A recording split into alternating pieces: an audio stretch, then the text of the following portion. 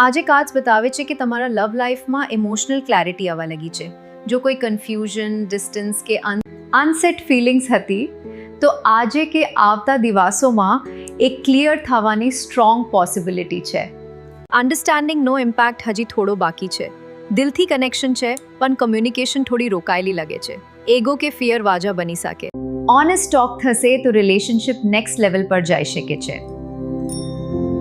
આજે યુનિવર્સ તમને સાઇન આપે છે. જે સિંગલ પર્સન છે તેમને કોઈ પર્સન તમારા વિચારોથી ઓલરેડી કનેક્ટેડ છે.